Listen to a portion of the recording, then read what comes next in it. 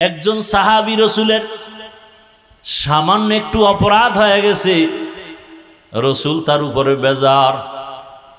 সাহাবী বিবিরে ডাক দিয়ে কয়, বিবি আমারে নিয়া মসজিদে নববীতে চলো।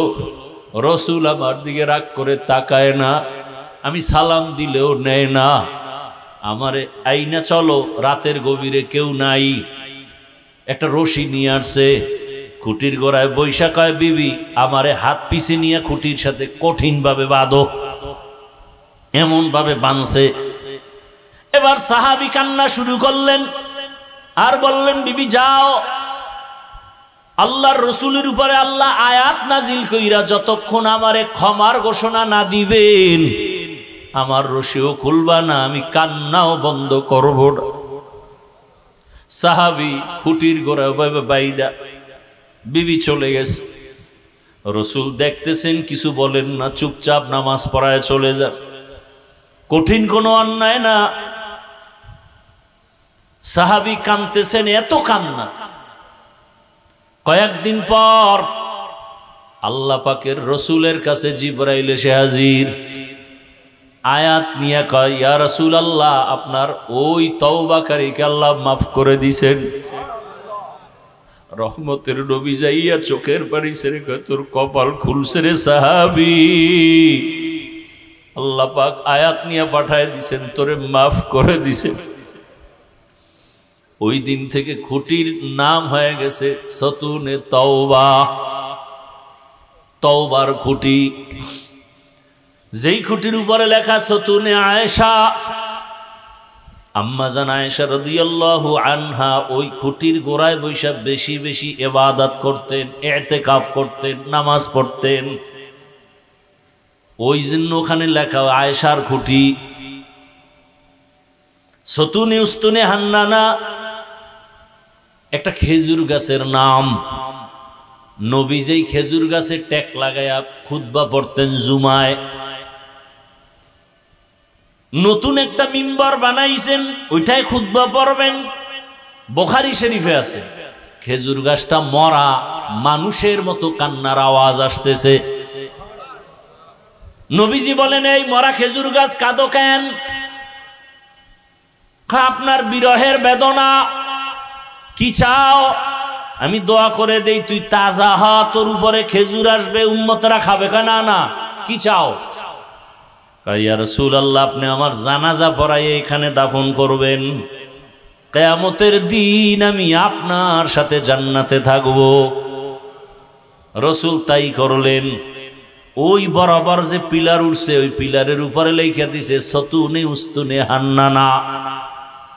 যেই মরা খেজুর গাছ রসুলের বিরহে কান্না করেছে, সাহাবায়ে কেরাম নিজের কানে কান্নার আওয়াজ শুনছে, মানুষের মতো আওয়াজ।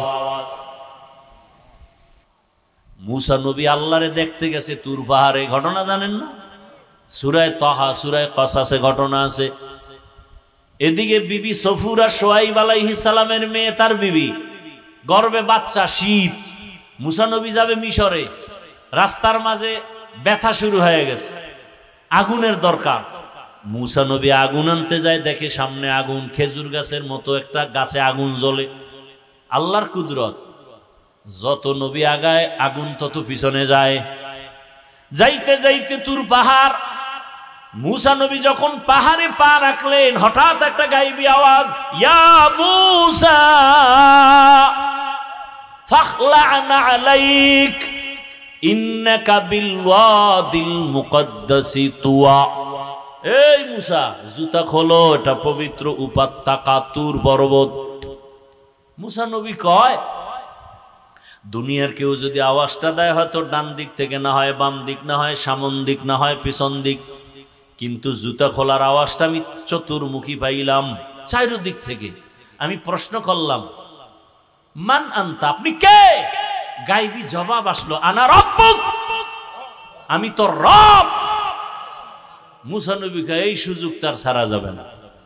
এবার মুসা নবী জুতা খুইলা রবের সাথে কথা শুরু করছেন। করতে করতে কথা বাড়ে, ভালোবাসা বাড়ে, মোহব্বত বাড়ে। কয় পর্দার আড়ালে আর কত কথা হবে, এইবার দেখা দরকার। মুসা নবী কয়, রব্বি আরিনি, ও আল্লাহ আমার একটু দেখা দাও, আমি তোমারে দেখবো। আল্লাহও কঠিন হয়ে গেলেন, লান তারানি, কখনো আমাকে দেখতে পারবা না। মানে আল্লাহ বাহানা করতেছেন যে ভালোবাসা আরো বাড়ুক। মুসা নবীর অন্তরে আগ্রহ, কথা এত মজা, না জানি তাকে দেখতে কত মজা। শেষ পর্যন্ত মুসা নবীকে না দেখে যাব না। ওদিকে বিবি সফুরা গর্ভে বাচ্চা নিয়ে কাতরাইতেছে, পেটে ব্যথা। আল্লাহ কয় যখন দেখতে ইচ্ছে, একটা শর্ত আছে। কি? আগামীকাল সকালবেলা আসবা, তুর পাহাড়ে একটু নূরের তাজাল্লি ছাড়বো। যদি সইতে পারো তো আমারে দেখা কিছুটা সম্ভব হবে, না হয় তুমি তো পারবা না আমাকে দেখতে, কারণ আমাকে দেখার যেই পাওয়ার লাগে সেই পাওয়ার তোমার নজরে নাই।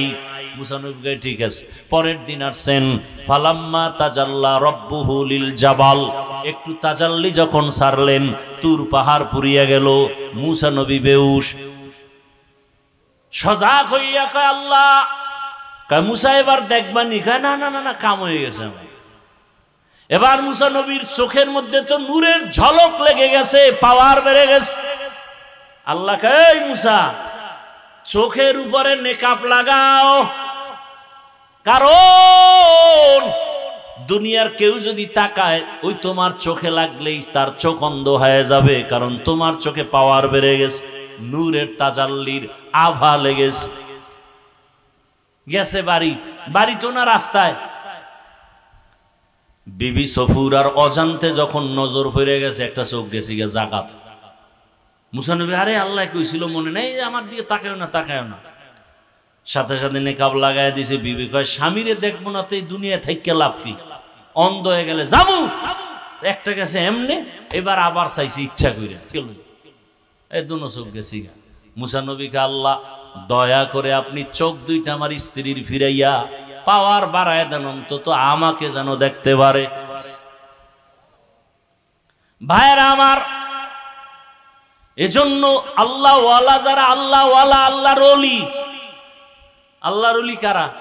গাঞ্জাখোর, মদ পান করেনেওয়ালা, তাকওয়ার চূড়ান্ত পর্যায়ে যারা চলে, এই আল্লাহর ওলি যারা, তাদের নজরের মধ্যে পাওয়ার আছে। পাওয়ার বলার সময় নেই, তবে দলিলটা নেন। আবার দলিল ছাড়া তো আপনি আউযুবিল্লাহ না পারলেও দলিল খুঁজেন, তো দলিল নেন। ক্বালা রাসূলুল্লাহ সাল্লাল্লাহু আলাইহি ওয়া আলিহি ওয়া সাল্লাম, ইত্তাকু ফিরাসাতাল মুমিন ফাইন্নাহু ইয়ানজুরু বিনূরিল্লাহ। আল্লাহর যারা প্রিয় বান্দা, তাকওয়ার আলো যাদের আছে, আল্লাহ তাদের এমন পাওয়ার দান করেন, অনেক কিছু দেখেন যা সাধারণ মানুষ দেখে না। চামড়ার চোখ দিয়া না, আল্লাহর দেওয়া নূরের আলো দিয়া তারা দেখেন। এক সময়ের সন্ত্রাসী রাসূলকে জবাই করতে যায় কে? সে কিন্তু এখন মুসলমান। এক সময় সে মদিনায় খুতবা দেন, খলিফাতুল মুসলিমিন। খুতবার মাঝখানে হঠাৎ একটা আওয়াজ দিলেন, ইয়া সারিয়াতাল জাবাল, ইয়া সারিয়াতাল জাবাল, ইয়া সারিয়াতাল জাবাল। এই সারিয়া, পাহাড় পাহাড় পাহাড়। ওমর মদিনায় বইয়া খুতবার ভিতরে ফট করে আওয়াজ দিছে, এই সারিয়া, পাহাড়। সারিয়া কই? কয় মদিনা থেকে 2000 কিলোমিটার দূরে ইরানে যুদ্ধ করে। কোথায়? কত দূর? 2000 কিলোমিটার দূর। সারিয়া আসার পরে জিজ্ঞাসা করা হলো, ওমরের আওয়াজ শুনছিলানি? সারিয়া বলে, কাছে বসে বললে যেমন শোনা যায় তেমনই শুনছি। ওমরের আওয়াজ পাইয়াই তো আমরা সতর্ক হয়ে গেছি। ওমর বলছিল পাহাড় মানে পাহাড়ের ওই পাশে দুশমন, সতর্ক। ওমরের আওয়াজে আমরা সতর্ক হই, আমরা বিজয়, আমরা নিরাপদ। এটা ফেরাসাত, এই পাওয়ারের নাম ফেরাসাত। হাদিসের ভাষায়, কোরআনের ভাষায় এই পাওয়ারের নাম ফুরকান। सूरज ने दिया अपनी शुआओं को ये पैगाम, सूरज ने दिया अपनी शुआओं को ये पैगाम, दुनिया है अजब चीज को भी सुबह को भी शाम, दुनिया है अजब चीज को भी सुबह को भी शाम। दुनिया में हो दुनिया का तलबगार नहीं हो,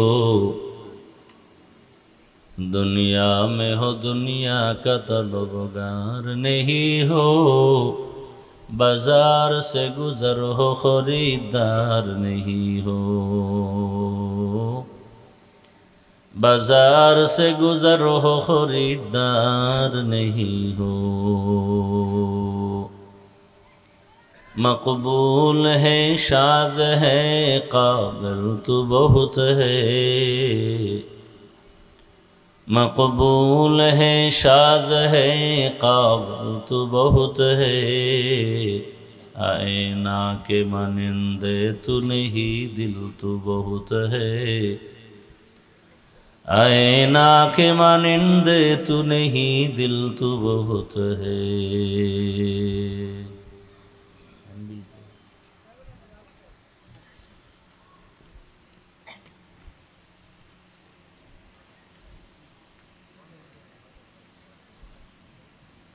জাতীয় শিক্ষক ফোরাম মুন্সিগঞ্জ জেলা শাখার উদ্যোগে আয়োজিত আজকের এই আলোচনা সভা ওয়াজ ও দোয়ার মাহফিল 24শে সেপ্টেম্বর 2025।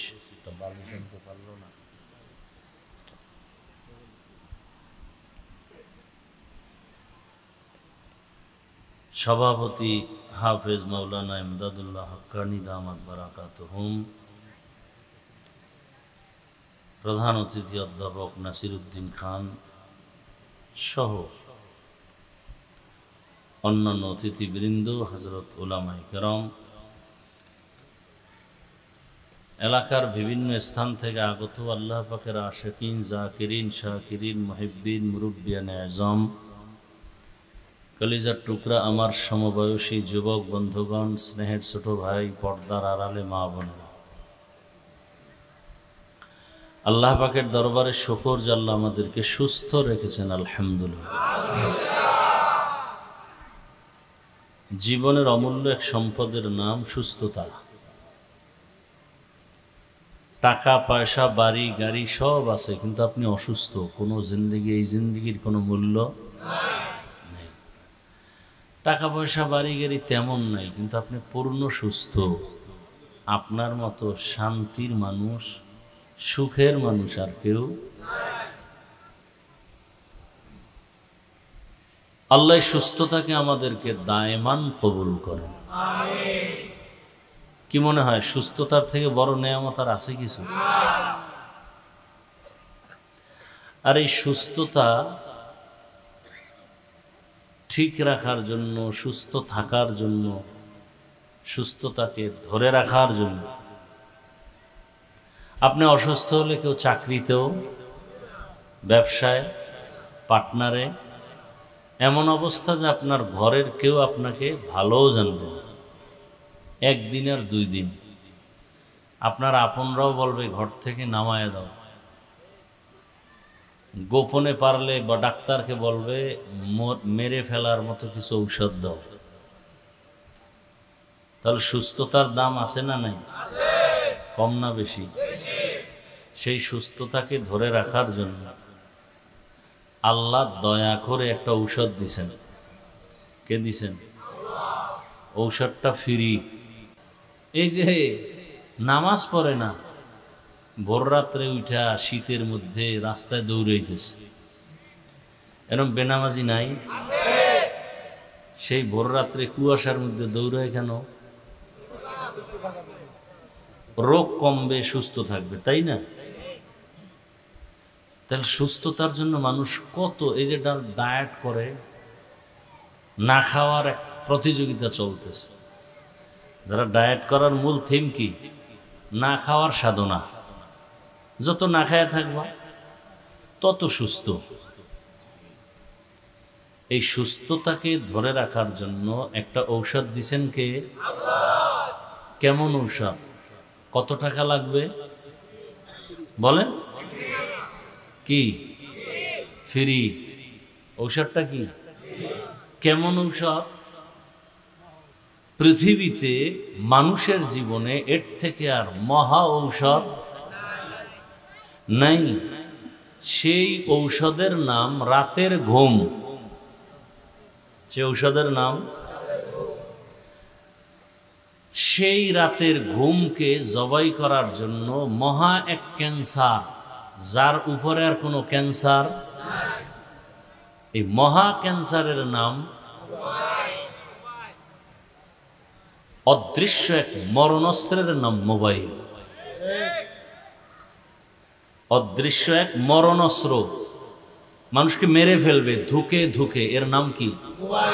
মোবাইল। দেখেন না অজাইয়া মোবাইল দেখাইতেছে, হুজুর আমার চিনেননি, কত দামি মোবাইলওয়ালা আমি।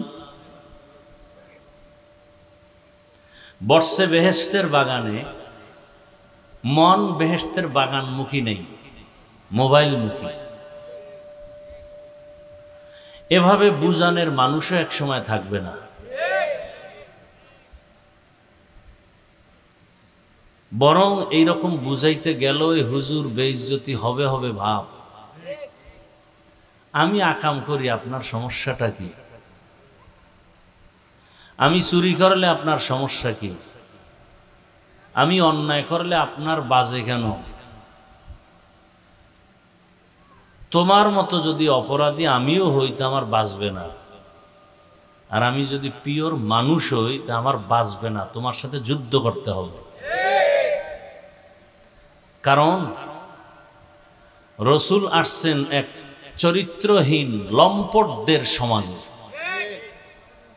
পৃথিবীর নিকৃষ্ট লম্পট চরিত্রহীন মক্কার মানুষ, এর মাঝে আসছেন পৃথিবীর শ্রেষ্ঠ পবিত্র মহানবী রাহমাতুল্লিল। আসার পরে আদর্শ দিলেন, ক্রমান্বয়ে মানুষ পৃথিবীর শ্রেষ্ঠ পবিত্র হয়ে গেল, যাদের নাম না নিলে কোনো বক্তার, কোনো ইমাম, কোনো আলেমের বয়ান হবে না।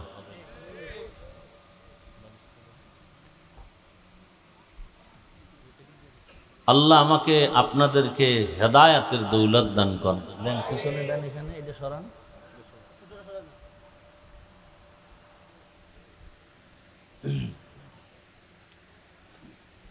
তাহলে ঘুম নষ্ট করলো কিসে? মোবাইল। শুধু কি তাই, নষ্ট করে নাই কি? মোবাইল আপনাকে নষ্ট করে নাই কোন দিক থেকে? একটা দিক আছে, চোখ, হাত, কান, জবান, অন্তর, পুরো বডি মোবাইলের কারণে, গুনার কারণে নাপাক। শারীরিক অসুস্থ, হার্ট দুর্বল, মেধা দুর্বল, চোখের পাওয়ার নাই, হাতের পাওয়ার দুর্বল, ভেতরের কিডনির অবস্থা দুর্বল, লেখাপড়া শেষ, স্বামী স্ত্রীর ভালোবাসা শেষ, মাঝখানে কি? মোবাইল। শিক্ষক ছাত্রের মাঝে পর্দা, ঝগড়ার পর্দা, দূরত্বের পর্দা, কি? মোবাইল। এই মোবাইলে কত তাজা তাজা নিরপরাধ প্রাণ কেড়ে নিয়ে গেছে, কোনো অপরাধ নেই। এরপরে এই লোকটা নাই কেন, কয়েকে মেরে ফেলছে কেন? বলে ওর কারণে আমার ধান্দাবাজি আর চান্দাবাজি চলে না, ওকে মাইনাস করলে দুনিয়া আমার। আল্লাহ ওই বদমাশকে মাইনাস করার জন্য আর এক বদমাশ পাঠায় দিল। এটাই নিজাম, এটাই নিয়ম।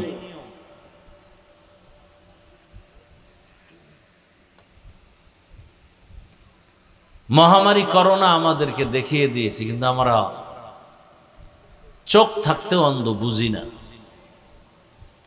আল্লাহ হেদায়াতের দৌলত দান করে। আল্লাহ আমাদেরকে সুস্থ রেখেছেন, যদি নিয়ামতের শুকর আদায় করেন লাভ কি? নবীজি বলেন, আলহামদু আলা নিয়ামতি আমানুন লি জাওয়ালিহা। নিয়ামতের শুকর আদায় করলে ওই নিয়ামতটা স্থায়ী হবে শুকরের বরকতে। সুবহানাল্লাহ আসে না কিও? হ্যাঁ, কি হয়েছে আবার?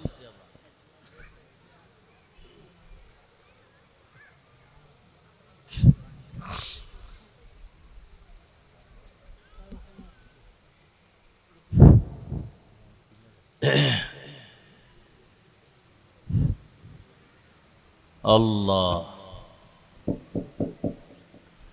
আল্লাহ মাহফিল কবুল করেন, এলাকাবাসীকে কবুল করেন, আয়োজনকারী সহযোগিতাকারী দান সৎকারীদের কবুল করেন। আল্লাহ পাকের বরকতে পুরা দেশকে হেফাজত করেন। আমি বান্দার আমিন কবুল না হলেও এখানে কবুল হওয়ার মতো বহু বান্দা মাঠে বসে আছেন। কারটা কবুল হবে বলা যায়? কেউ যদি দোয়া করে, আল্লাহ তুমি দুনিয়ার সবাইকে মাফ করো, আল্লাহ একজন ফেরেশতা পাঠায় বলেন, যাও তো ওই বান্দা কি বলছে তুমি আমাকে শুনাও। ফেরেশতা বলে, হে রব্বে করিম, এই বান্দা দোয়া করছে সবার মাফ করার জন্য, তার নিজের জন্য মাফ চায় নাই? কয় না, অন্যের জন্য এত দরদ, এর বরকতে আগে ওকেই মাফ করে দিল। আর আমরা দোয়া অন্যের জন্য কইরে ফালাইলো ফিরাইনি।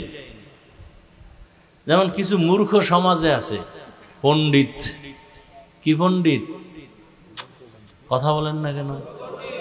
মূর্খ পণ্ডিত কি করে জানেননি? জুমার দিন গিয়া খতিব সাহেবরে কয়, আমার আব্বার জন্য একটু টাটকা দোয়া করবেন। মনে মনে নিয়ে দোয়াটা যদি কষাইয়ে করে তো 1000 টাকা হাদিয়ে দেব। মোনাজাতের ভিতরে খতিব সাহেব ওই বেচারার বাবার সাথে আরো 4 জন বাবার জন্য দোয়া করছে। মোনাজাতের ভিতরে এই পণ্ডিতের মাথা গরম, দোয়া ভাগ হয়ে গেল 4টা, আমার বাপে পাইল কম, মেজাজ গরম হয়ে আর কি কইব, নিয়ত কইরা লাইছে হাদিয়াও কম দেব। নামাজ শেষ কইরা দোয়া শেষ কইরা 200 টাকা হাতে নিয়া হুজুরের দেয় আর কয়, নেন এরুমি কইরেন। আর এক পণ্ডিত হুজুরের দোয়া করছে ঠিক, কিন্তু বাপের নাম কয় নাই, মাথা গরম। আরে হুজুর কি দোয়া করলেন, আমার আব্বার নামটা কইলেন না। আল্লাহ তো আমার আব্বারে চিনতে অনেক টেনশনে পড়বে, কারণ এই আব্দুর রহমান নামে যদি দোয়াটা খুলনা চলে যায়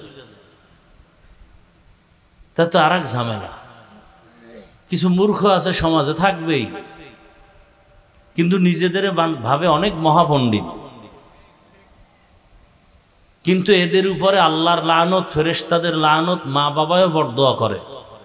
মা বাবার বরদোয়া না থাকলে কোনো মানুষ আলেমদের সাথে বেয়াদবি করে না। যারা আলেমদের সাথে বেয়াদবি করে, কাছে থেকে বা দূরে থেকে, এই সবগুলো সন্তান পিতামাতার অভিশপ্ত সন্তান। ভালো মা বাবার সন্তান, যার উপরে মায়ের আদর আছে, দোয়া আছে, এই সন্তান জীবন যাবে কোনোদিন হুঁশ থাকতে কোনো দাড়িওয়ালা মুরব্বী, কোনো আলেম, কোনো শিক্ষিত স্কুলের মাস্টার হোক, একটা সম্মানিত ব্যক্তিকে কখনো সে অপমান করবে না।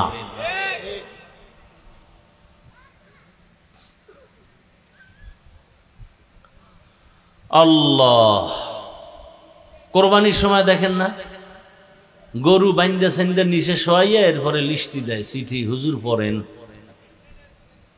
7 জনের নাম পড়তে গিয়া 7টা মায়ের নাম, 7 জন বাবার নাম, এলাকার নাম, থানা, জেলা, ওয়ার্ড, বাড়ির নাম্বার শুদ্ধা। কারণ এই দোয়া যদি আর একদিকে যায় তো কোরবানি বরবাদ। আপনারা হাসেন, এরকম বেয়াদব নাই সমাজে?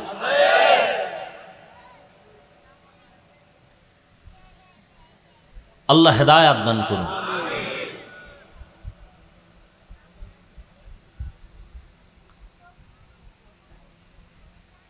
আল্লাহ রাব্বুল আলামিন আমাদেরকে দয়া করেছেন এখানে আসার জন্য। ঢাকার থেকে বের হইতেছিলাম, বৃষ্টি, মনে হয় এখানে বৃষ্টি হবে, বয়ান আজ হবে না। আল্লাহ কি না পারেন, যাদের বৃষ্টির প্রয়োজন তাদের বৃষ্টিও দেন, আবার কোরআনের কথা শোনার প্রয়োজন আল্লাহ তাদেরও সুযোগ দিছেন। এটা আল্লাহই পারেন, আর কেউ পারে না। তো আল্লাহ যে আপনাকে আমাকে এখানে হাজির করছেন সুস্থতার সাথে, অনেকে আসতে চেয়েছিলেন আসতে পারে নাই, এই জন্য কি আর একবার শুকর আদায় করবেন? ভাই দুনিয়া কি, ভাবতেছি অনেক কিছু, কল্পনা অনেক। কালকে এই টাইমে যে আমি বাঁচবো গ্যারান্টি আছে? কত কল্পনা, কত স্বপ্ন, স্বপ্ন বাস্তবায়ন আল্লাহ না চাইলে হতে দেন না। এই জন্য আমি মাঝে মাঝে বলি, বান্দা চাইলে কিছুই হয় না, আল্লাহ চাইলে সব হয়।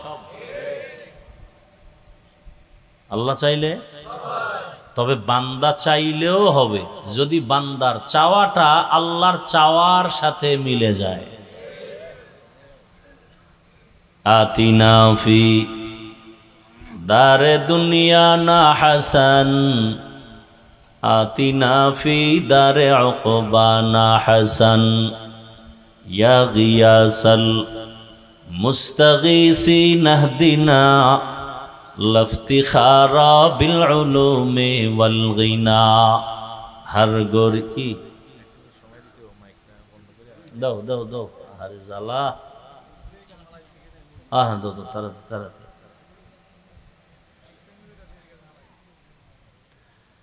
হ্যাঁ,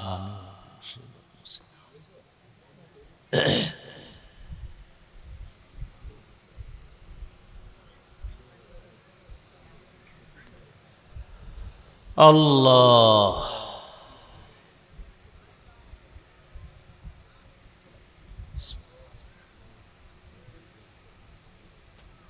এই অল্প বয়সে কত কিছু দেখলাম।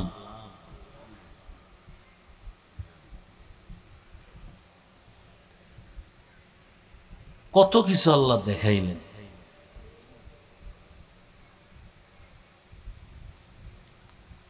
কত জায়গায় ওয়াজে গেছি, মাইকের তার কেটে লয়ে গেছে।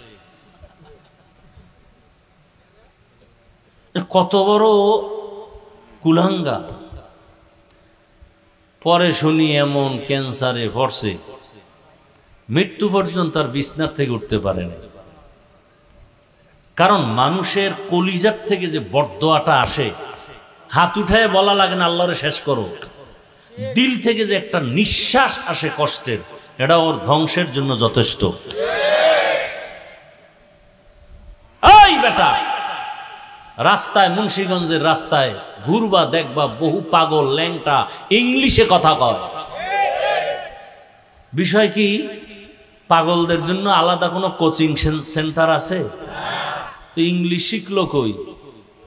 আসলে ইংলিশ শিখে নাই।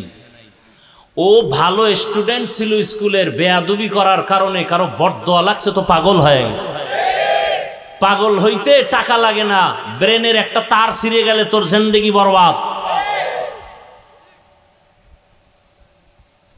ওই যে বলল মাইকলারা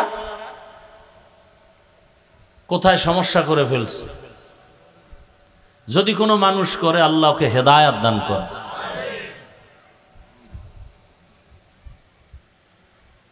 আগুনে হাত দিলে হাত পুড়ে যায়, এটাই বাস্তবতা। এ জমিনে আলেমদের মতো পিওর মানুষ, খাঁটি মানুষ, ভেজাল মুক্ত মানুষ, এ জমিনে আর কোন পিওর মানুষ, কোরআনওয়ালা, হাদিসওয়ালা, রসুলের আদর্শওয়ালাদের মতো অন্যেরা থাকতে পারে, তবে শ্রেষ্ঠ উলামায়ে কেরাম। এই জাতির জন্য আলেমরা যা করেছে আর কেউ করেনি, সব চান্দাবাজ আর ধান্দাবাজ।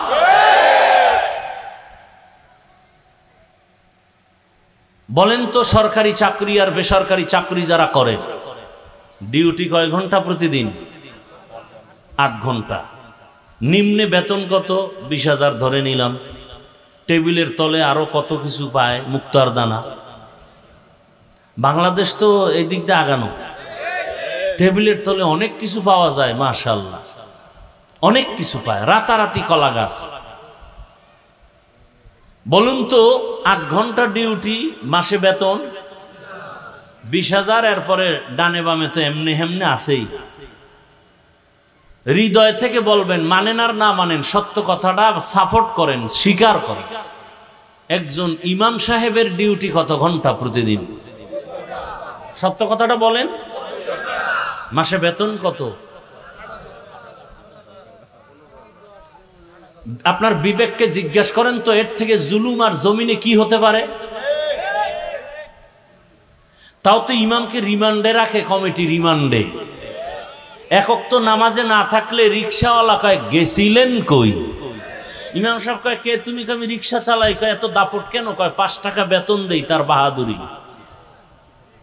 এরকম বেয়াদব আছে না নাই?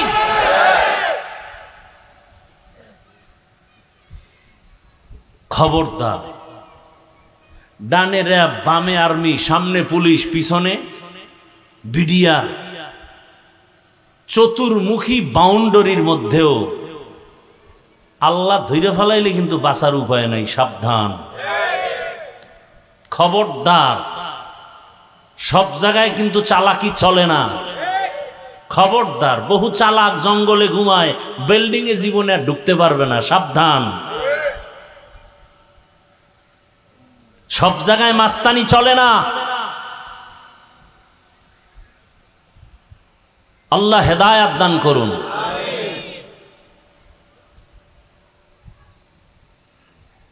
সম্মান আল্লাহ দেন, টাকা দিয়েই চেয়ারে বসি নেই।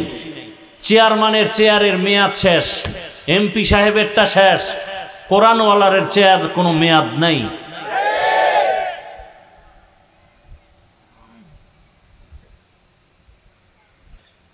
যারা আখেরাত বাদ দিয়া দুনিয়ার দিকে দৌড়াচ্ছে,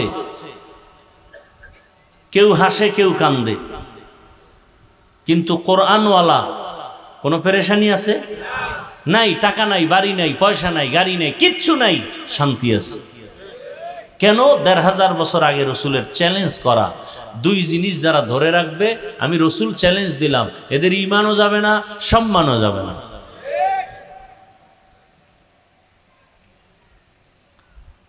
আল্লাহ সহিবুজ দান করেন।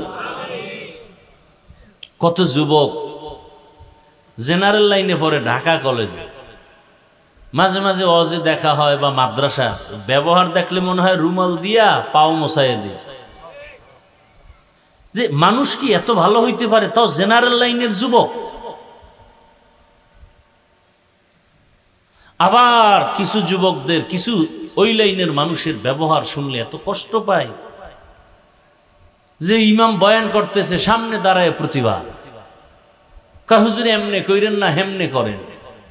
জীবনভর ডাউলের পানি খাইয়া কোরআন হাদিস শিখলাম আমি, আর বয়ান শিখায় আমাকে সুদখোর, ঘুষখোর। কি আজীব কারবার! এই চেয়ারে বসতে জীবনটা মাটির সাথে মিশে গেছে। আল্লাহ দয়া করে টান দিয়ে বঙ্গোপসাগর থেকে নিয়ে আসছেন। টাকা দিয়ে উঠা যায় না এ চেয়ারে। মহামারী, করোনা, স্কুল বন্ধ, কলেজ বন্ধ, চাকরি বন্ধ, ব্যবসা বন্ধ, ফ্যাক্টরি বন্ধ, সব বন্ধ। ইতিহাস মুছে দিও না, লিখে রাখো, সে সময় একটা কোরআনের মাদ্রাসা বন্ধ হয়নি। বাবাকে করোনায় আক্রান্ত করছে, তার রেখে যাওয়া 2 কুলাঙ্গার শিক্ষিত সন্তান, কুলাঙ্গার, ট্রিপল মাস্ক লাগায় বসে আছে, বাবার লাশের কাছে যায় না, করোনা। এক পর্যায়ে বাবায় মরে গেল। এলাকার গরিবদের কয় টাকা দিলাম, লাশটা টেনে রাস্তায় ফেলে দিল। রাস্তায় ফেলে দিল, জানালা লক করে দিল। একবারও তাকায় দেখলো না লাশটা কি কুকুর খেলো না জানাজা হলো। ইতিহাস মানুষকে অনেক উপরে নিয়ে নেয়, ইতিহাসের সাথে বেঈমানি চলে না। সেই লাশ একটা না দুইটা না, শত শত লাশ আমার দেশের টুপিওয়ালা আলেমরা কাঁধে নিয়েছেন, গোসল করিয়েছেন, কাফন পড়াইছেন, জানাজা পড়ায় কবরে রাখছেন। শত শত করোনার লাশ, একজন হুজুরও করোনায় মরে নাই। আল্লাহর জাতের কসম, এই জাতির জন্য কলিজা দিয়া নিঃস্বার্থভাবে মোহাব্বত করেনেওয়ালা উলামায়ে কেরাম পিওর, আর কেউ না। অন্যরা আপনাদের ভালোবাসে স্বার্থের জন্য, স্বার্থের জন্য। স্বার্থ নাই বলবো ওকে মাইনাস কর, লাগবে কত? কয় মাইনাসে 20,000 লাগে। মানুষ মারতে বলে 20,000 লাগে। মরবি না? কয় না, তা তোরে মারমু। আর মারার জন্য শত্রু লাগে না, নিজের বন্ধুই যথেষ্ট। কে এ পর্যন্ত বড় বড় যত দুর্ঘটনা হয়েছে দূরের কেউ করে নাই, কিন্তু আপনারা শিক্ষিত মানুষ মুন্সিগঞ্জের, আমি শ্রদ্ধার সাথে বলছি, বেয়াদবি ক্ষমা চাই। আমার সাথে আপনাদের কোনো দুশ্মনী নেই।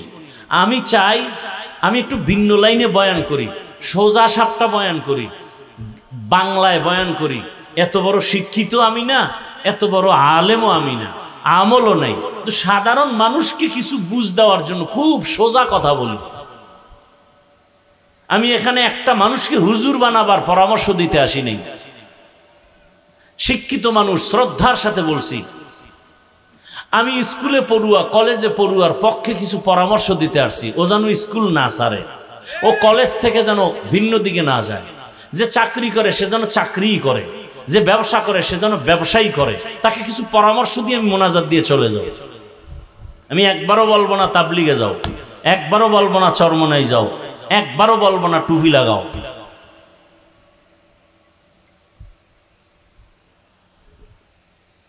সাবধান,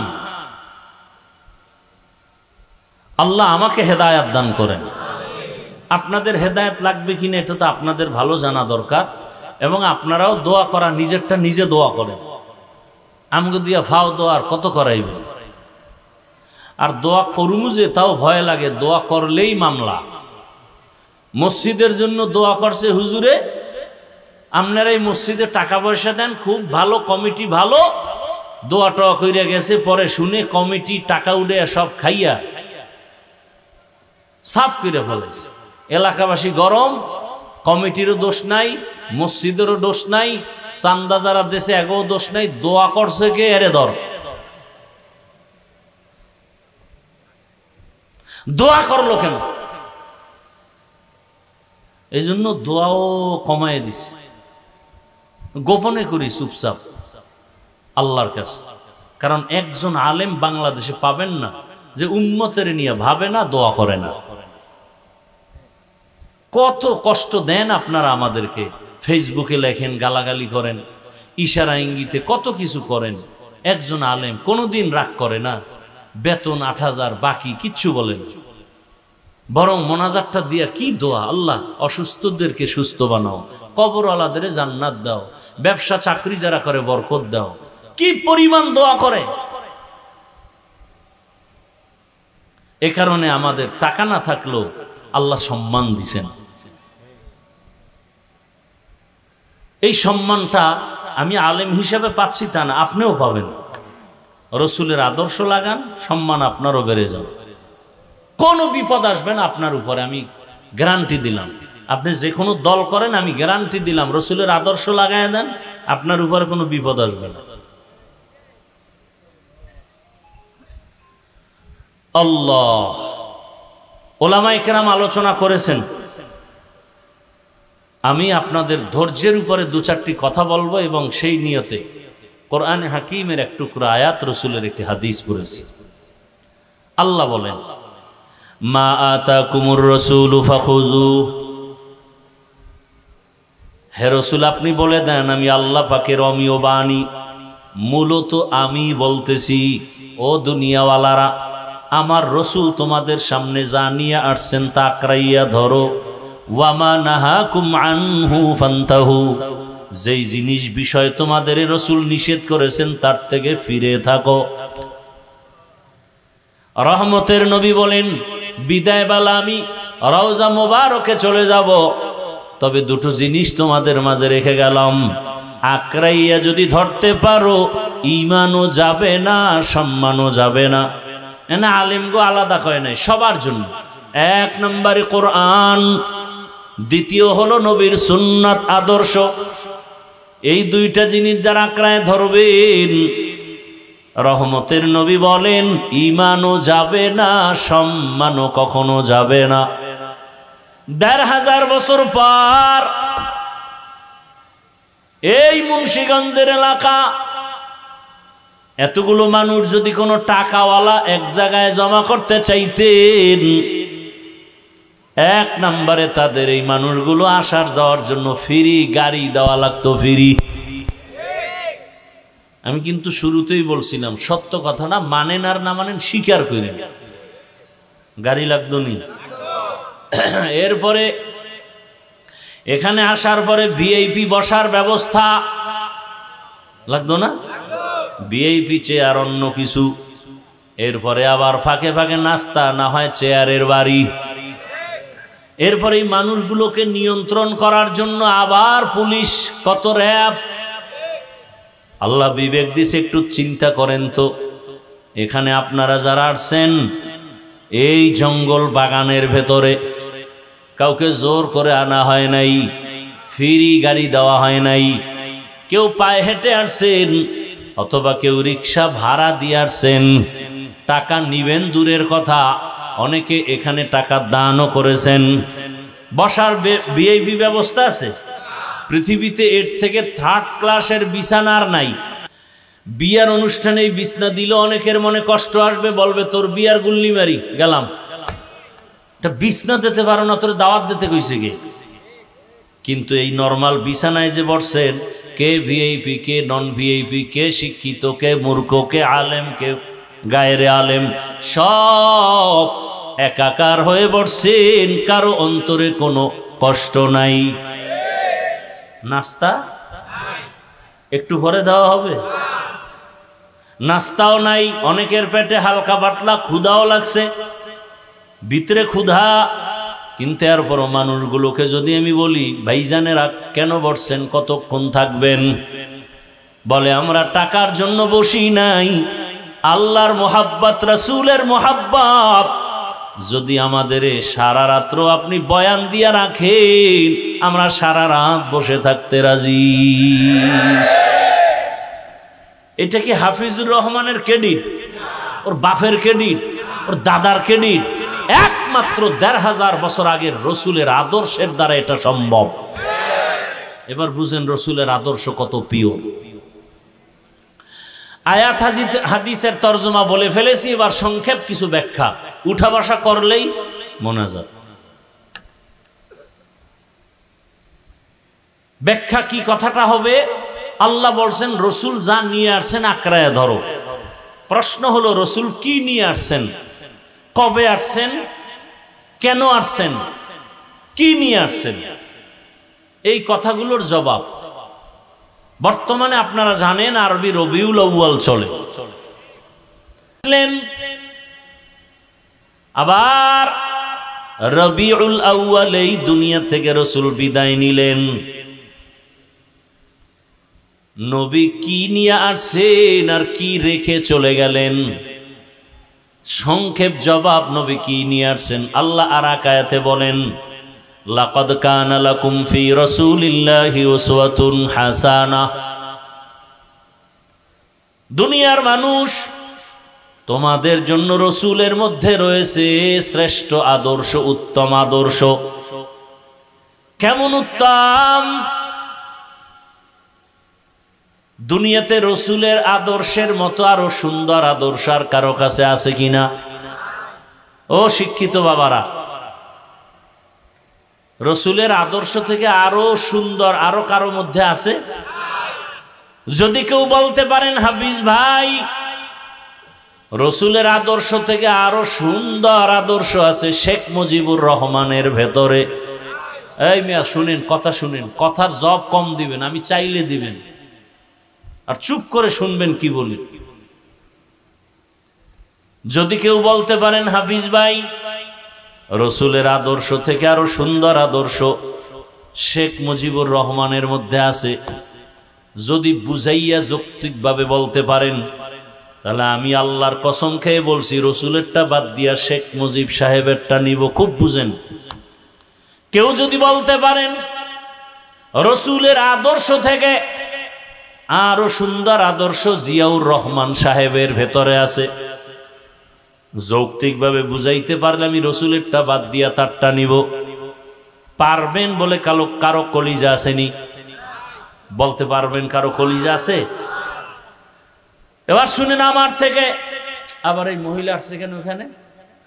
স্বেচ্ছাসেবক কই আপনাদের? হ্যাঁ,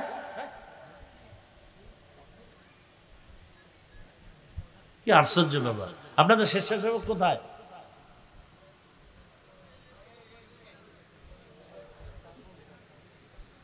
মাহফিল কন্ট্রোল করতে না পারলে দেন কেন?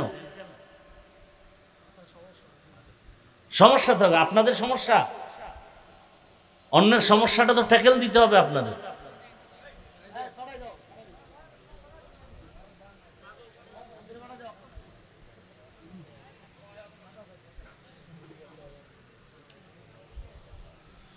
আল্লাহ,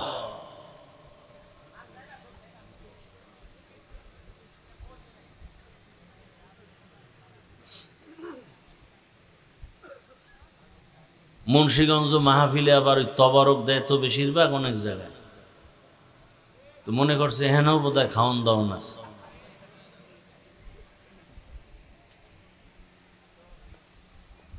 কি বলতেছিলাম? রহমতের নবীর আদর্শ থেকে দামি আদর্শ আপনারা বলেছেন নাই, তারপর আমি 1 মিনিটের জন্য বলেছি শেখ মুজিবুর রহমান, জিয়াউর রহমান, এরশাদ সাহেব সহ বাদ দেন, এদের থেকে আরো হাই আব্রাহাম লিঙ্কন, তার আদর্শ গণতন্ত্র, মাও সেতুনের আদর্শ, লেনিনের আদর্শ, কালমার্সের আদর্শ, প্লেটোর আদর্শ। এক কথায় জবাব, দুনিয়ার সব আদর্শ নাপাক, রহমতের নবীর আদর্শই হলো পাক। দুনিয়ার অন্যদের আদর্শ নাপাক কেন? পুরা মানুষ নাপাক, দেমাগ নাপাক, খায় নাপাক, 3 বেলা খাইয়া টানে বিড়ি, এর উপরে গাঞ্জা, এর উপরে মদের বোতল। কথা বলেন না কেন? কেমন যেন একজনে কয়, যত বড় ভিআইপি তত বড় মদখোর, যত বড় ভিআইপি তত বড় সুদখোর। না, ভিআইপি হওয়া যায় না। কেমন দুনিয়ায় আছেন আপনারা জানেন? বিশাল একটা বাড়ি করবেন, লোন না নিলে আপনার বাড়ি সুন্দর হবে না, পেছে পেছে পড়ে যাবেন। লোন নিবেন, আপনার জন্য মোটামুটি অনেক দুনিয়ার লাইনে চলা সহজ, ট্যাক্স আপনাকে অনেকটা সহজ করে দিবে। এমন দুনিয়া বলারও কায়দা নাই, বলনেওয়ালাও থাকবে না। আমি হাফিজুর রহমান বয়ানে বলে বাসায় যাব, কিন্তু এই কথাগুলো কোন মসজিদের জুমায় খতিব সাহেব যদি বলেন, কমিটির মহোদয়েরা বলবেন 1 মাসের জন্য বাড়িতে ঘুরে আসেন। কেন? কয় শিয়ালের হাতে মুরগি আমানত, শিয়ালের কাছে মুরগি রাখলে যা হয়, ধর্মের চাবি সুদখোর আর ঘুষখোরের হাতে রাখলে তো তাই হবে। हकीकत से तो दुनिया बेखबर है, दुनिया की नुमाइश पर नजर है। नमी गोयम के अज दुनिया जुदा बाश, बहर कारे के बाशी बा खुदा बाश। রাগ করেন আপনারা? যদি বেশি কষ্টই লাগে তাহলে আমাকে বয়ান আপনারা লিখে দিয়ে আসার আগে একটা পুরো বয়ান দেখে দেখে পড়িয়া আসতে চলে যান, কোনো টেনশন নেই। একেবারে 4 পৃষ্ঠার একটা বই লইবেন, লেখা টেখে সুন্দর করে, বাস নিচে দিয়ে নাম লেখেন, যদি কলিজা শক্ত থাকে নামটা লিখে দিবেন, আমি অমুক এলাকার অমুক, এই বয়ান আপনি করবেন। একেবারে আপনার নাম সহ বরকতের দোয়া তোয়া কইরা 4 পৃষ্ঠা টাটকা ভাবে পড়ে টরে আসতে চলে যান। নতুন এক সিস্টেম চালু হইল দুনিয়ার জমিনে। আমগো হুজুর গো জীবনভর যে কোরআন হাদিস পড়ছি আর কামে লাগে না, নতুন বয়ান চলতেছে। কইতেছি কোরআন হাদিসের কথা, অনেকের চেহারা কালো, অনেকের মনে কষ্ট। কি আজীব অবস্থা। তাহলে কোরআনের একটা ভুল বের করেন, কেউরে লাগবে না। আমি হাফিজুর রহমান, একটা ভুল স্পষ্ট বের করে দেন, দুনিয়ার সব কোরআন জ্বালায় দিবে, এখন দাড়ি কেটে ফেলবো, আল্লাহর বিরুদ্ধে রাস্তায় নেমে যাব, আমরা নেমে যাব। কারণ আল্লাহ আছে, দলিল কোরআন, কিয়ামত হবে, দলিল কোরআন, ইসলাম ধর্ম সত্য, দলিল কোরআন। সে কোরআন ভুল মানি সব ভুল। কিন্তু আপনি দেওয়ার আগে চিন্তা করেন, আপনার বড়রাও কিন্তু আদা জল খাইয়া মাঠে নাইমাও ব্যর্থ। তারা পারছে কি আর আপনি কি পারবেন?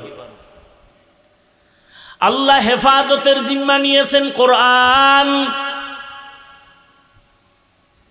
ব্রিটিশ বেঈমানের দল ভারতের জমিনে শত হাজারো মাদ্রাসা বন্ধ করে দিয়েছে, হাজার হাজার আলেমকে ফাঁসি দিয়ে গাছের সাথে ঝুলায় রাখছে। কলকাতা রাস্তা, দিল্লির শহরের রাস্তার আশেপাশে। ব্রিটিশ চাইছিল এ জমিনে ভারতে কোরআনের আলো চলবে না। আল্লাহ চাইছেন সারা দুনিয়ায় কোরআনের বাতি জ্বলবে, তার পাওয়ার হাউস হবে ভারতের ভেতরে।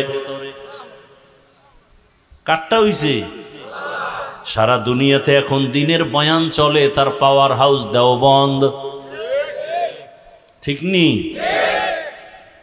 যেই দেওবন্দের প্রতিষ্ঠাতা কাসিম নানতবি আর বাতেনি প্রতিষ্ঠাতা রহমতের নবী।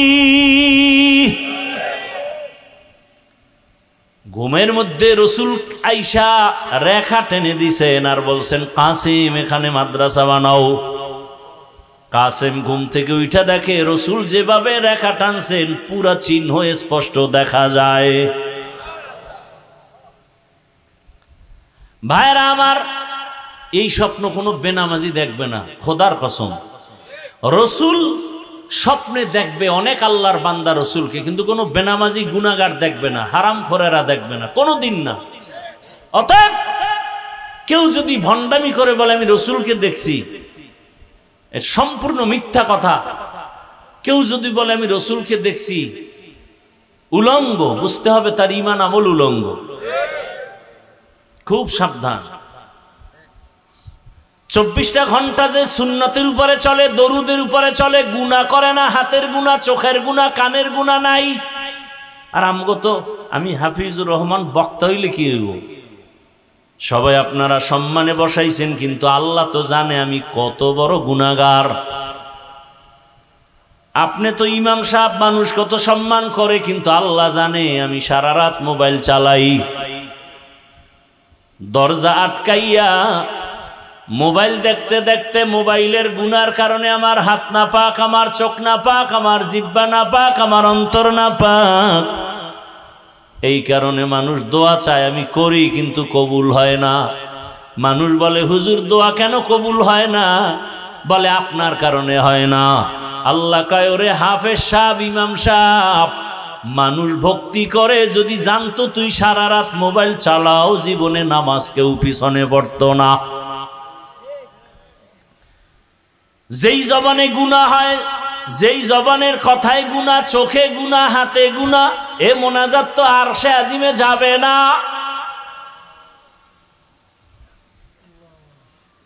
এই জন্য বলি মাওলানা হইছি, বক্তা হইছি, মানুষ এখনো হতে পারি নাই। আপনারা সবাই আমার সামনে মানুষ, আমি মানুষ হতে পারি নাই। কারণ আপনারা ছবি তোলার জন্য পাগল, সবাই একদিক, আর আমি একা বিরোধিতা করি। তার মানে আমি, আপনারা মানুষ, আমি এখনো অমানুষ, মানুষ হতে পারি নাই। হইলে আপনাদেরটা মানতে আমার বাধা কেন? আসলে আমি মানুষ হইতে পারি নাই। বক্তা হওয়া কঠিন না, মানুষ হওয়া কঠিন। মাওলানা হওয়া সহজ, মানুষ হওয়া কঠিন। এজন্য বক্তা হয়ে গেছি, কিন্তু মানুষ এখনো হতে পারি নাই। মানুষ যদি হইতাম তাহলে আমি কেন লাইক দেওয়ার বিরোধিতা করি? আমি কেন ফেসবুক চালাই না? সেদিন ঢাকাতে এক জায়গায় গেলাম, লোকটা আমার ভক্ত, অনেক উপরের দরজার। কিন্তু দেখে নাই, কোনো কারণে দেখা হয়ে গেছে। অনেক জায়গায় বইছি, চুপচাপ কেউ নাই, পাশে আইয়া বইয়া কয় হুজুর ডোন্ট মাইন্ড, আমি আপনার অন্ধভক্ত, যদি কিছু মনে না করেন। আচ্ছা বলেন কি, আপনার ফেসবুক আইডিটা একটু দেন, আমি অ্যাড হয়ে যাই আপনার আইডির ঠিকানাটা দিন। আমি বললাম আল্লাহ সাক্ষী, আমার হায়াতে আমি ফেসবুক চালাই না। ও মাথায় হাত দিয়ে কয় ইন্না লিল্লাহি, ফেসবুক ছাড়া কি এই দুনিয়া কেউ চলতে পারে? আপনি কি বলেন? সম্ভব? 1 মিনিট তাকায় রইল আর মাথায় হাত দিয়ে, এটা কি সম্ভব? না, কেমনে সম্ভব? ফেসবুক ছাড়া চলা সম্ভব? আমি বললাম আরো আশ্চর্য, আমার মোবাইলটা চেক করেন, ইউটিউবও নাই, ডিলেট করে ফেলেছি। কারণ কিছু দেখতে গেলে ওয়াজ দেখবো, আসে নারীদের অ্যাড, বন্ধ করে দিয়েছে আজকে 3 বছর। কেন? আমি মানুষ হতে পারি নাই? মানুষ হইলে সব মানুষের সাথে আমি কেন তাল মিলাইতে পারি না? জানি না কবে আপনাদের মতো মানুষ হতে পারবো। যত কথা বলি কেমন যেন আপনাদের মনের উল্টা, সবই উল্টা। আল্লাহ আমাকে হেদায়াত দান করেন। আপনাদের লাগলে আপনারা বইলে নিয়েন, আমার হেদায়াত দরকার খুব বেশি। হুজুর হইছে দেখে জান্নাত এত সোজা? জান্নাত পাওয়া যদি সহজ হয়, জান্নাতের টিকিট হাতে নিয়ে সারা জীবন আবু বকর কাঁদলেন কেন?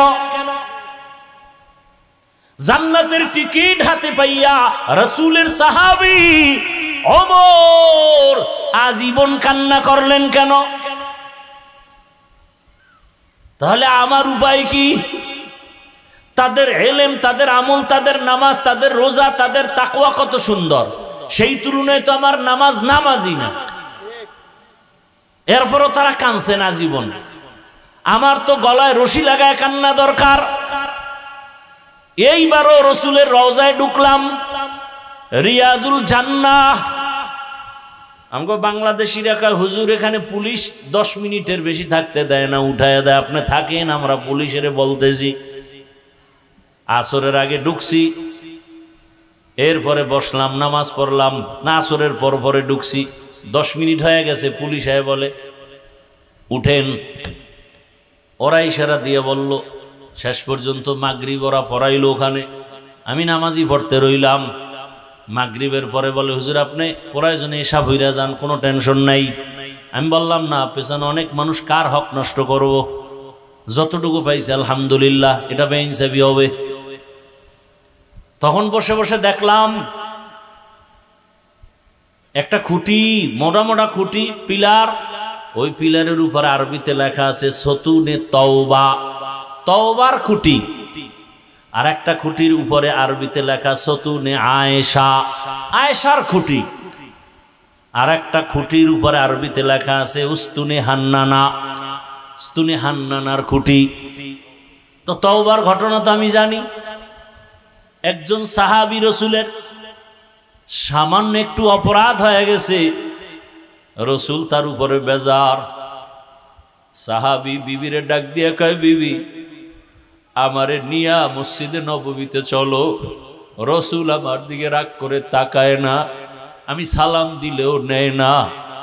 আমারে আইনা চলো, রাতের গভীরে কেউ নাই, একটা রশি নিয়ে আসছে, খুঁটির গোড়ায় বৈশা কয়, বিবি আমারে হাত পিছে নিয়ে খুঁটির সাথে কঠিন ভাবে বাঁধো। এমন ভাবে বাঁধছে। এবার সাহাবী কান্না শুরু করলেন আর বললেন, বিবি যাও, আল্লাহর রসুলের উপরে আল্লাহ আয়াত নাজিল কইরা যতক্ষণ আমারে ক্ষমার ঘোষণা না দিবেন, আমার রশিও খুলবা না, আমি কান্নাও বন্ধ করব না। সাহাবী খুঁটির গোড়ায় ভাবে বাইদা, বিবি চলে গেছে। রসুল দেখতেছেন, কিছু বলেন না, চুপচাপ নামাজ পড়ায় চলে যান। কঠিন কোনো অন্যায় না। সাহাবী কাঁদতেছেন, এত কান্না। কয়েকদিন পর আল্লাহ পাকের রসুলের কাছে জিবরাইল এসে হাজির, আয়াত নিয়ে কয়, ইয়া রাসূলুল্লাহ আপনার ওই তওবাকারীকে আল্লাহ মাফ করে দিয়েছেন। রহমতের নবী যাইয়া চোখের পানি ছেড়ে কয় তোর কপাল খুলছে রে সাহাবী, আল্লাহ পাক আয়াত নিয়ে পাঠায় দিছেন, তোরে মাফ করে দিছেন। ওই দিন থেকে খুঁটির নাম হয়ে গেছে সতুনে তওবা, তওবার খুঁটি। যেই খুঁটির উপরে লেখা সতুনে আয়েশা, আম্মা জান আয়েশা রাদিয়াল্লাহু আনহা ওই খুঁটির গোড়ায় বৈশা বেশি বেশি ইবাদত করতেন, ইতিকাফ করতেন, নামাজ পড়তেন। ওই জন্য ওখানে লেখা আয়েশার খুঁটি। সতুনে উস্তুনে হান্নানা একটা খেজুর গাছের নাম। নবী যেই খেজুর গাছে টেক লাগায়া খুতবা পড়তেন জুমায়, নতুন একটা মিম্বার বানাইছেন, ওইটাই খুতবা পড়বেন। বুখারী শরীফে আছে খেজুর গাছটা মরা, মানুষের মতো কান্নার আওয়াজ আসতেছে। নবীজি বলেন, এই মরা খেজুর গাছ কাঁদো কেন? আপনার বিরহের বেদনা। কি চাও? আমি দোয়া করে দেই তুই তাজা হ, তোর উপরে খেজুর আসবে, উম্মতরা খাবে। না না, কি চাও? ইয়া রাসূলুল্লাহ, আপনি আমার জানাজা পড়াইয়ে এখানে দাফন করবেন, কিয়ামতের দিন আমি আপনার সাথে জান্নাতে থাকব।